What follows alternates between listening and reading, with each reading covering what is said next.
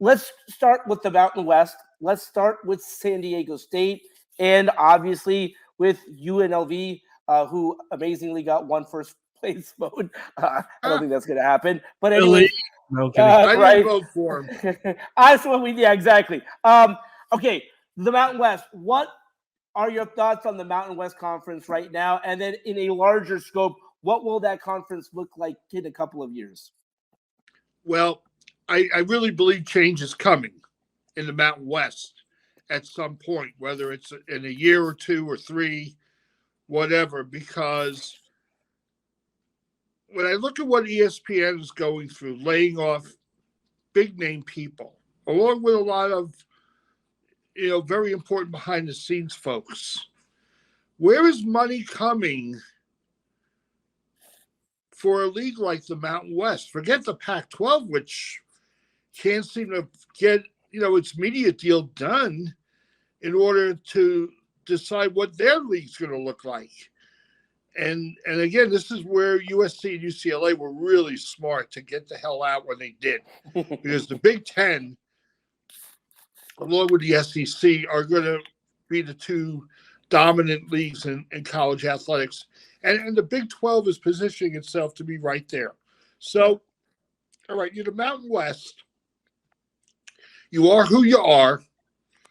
It's a good secondary league, with Boise State, San Diego State. When Utah State is going well, it's good. Air Force is good in football. San Jose State has revived its athletic program in football and men's basketball. So for the time being, they were smart to keep San Diego State in the league. But they know, as I wrote last week, this marriage is still very rocky and very shaky, on very shaky ground. Because the moment the Big 12 and the Pac-12 offer San Diego State, they're gone. They're out of here. And so the Mountain West has to have its plan ready. Do they bring Hawaii in as a full-time member? Do they look to another league and try to bring someone else in? Do they remember, not a lot of schools play football on the West Coast that could be a potential member of the Mountain West. I mean, could you bring Montana or Montana State in? I guess. Could you bring Idaho in? Maybe. Weber State? I mean, I don't know. But what I do know is that TV is dictating everything in college athletics. And that's why the Big 12 has done what it's done to try and give itself the most opportunity to get the most exposure by its media partners. And Arash, you can maybe explain this better than I can.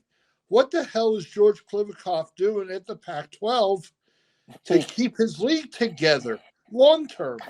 Here's the thing. I mean, I thought it was outrageous that they had not figured out a media rights deal. I think we all thought that he would open up the Pac-12, the media day in Las Vegas at Resorts World, at the Zouk nightclub, which was very interesting, that you would begin that media day with, here's our new media rights deal. The one thing that I will say, having talked to him, he is quietly confident that they have a deal in place that will keep the remaining 10 teams, which is very big, Steve. I got to be honest with you. I definitely thought they would poach at least two more teams and give USC and UCLA some help. Again, when you just look at that travel schedule, and I'm not worried about football because football is football, but the other Olympic sports, for example, what their travel schedule is going to be like in the Big Ten will be very interesting.